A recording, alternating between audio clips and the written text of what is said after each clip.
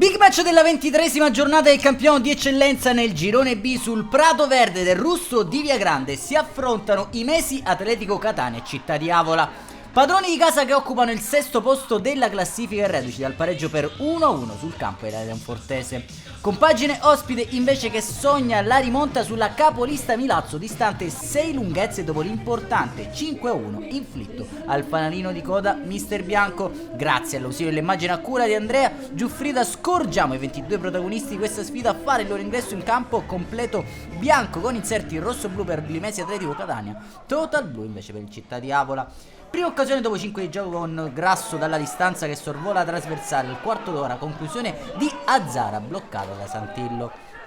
Batte un colpo l'Avola al 25esimo, lancio di Santillo, spizzata di Gomez per la Bruna che cade in area ma lascia proseguire il direttore di gara Pecora.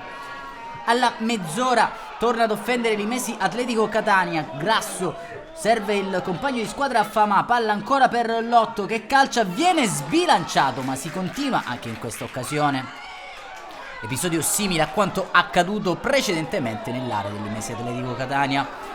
Città di Avola che chiude la prima frazione di gioco in avanti, angolo per Ricca che di testa non inquadra il bersaglio grosso, tramonta così la prima frazione di gioco sul parziale ad occhiali. Passiamo con il nostro montaggio a cura di Francesco Morabito a quanto accaduto nella ripresa. Trascorrono 10 minuti al rientro in campo delle due formazioni e mister Settinari opera il primo cambio. Dentro Belluso il luogo di Azzara, all'ora di gioco la sfera proprio per il neo entrato che punta l'uomo, cade in area di rigore e lascia proseguire anche in questa occasione il direttore di gara Pecora. 3 minuti più tardi i Messi Atletico Catania che resta in 10 uomini, Godino viene ammonito nuovamente e lascia Yetnei in 10 contro 11. Prova allora a riequilibrare la propria formazione mister Settineri. Poco più tardi infatti fanno il loro ingresso in campo Bello e Ferotti in luogo di Maimone e Famà. A passare in vantaggio però sono gli ospiti con l'inserimento di Fratantonio che batte Governali 1-0. Allora Città di Avola, doccia fredda al Russo di Via Grande.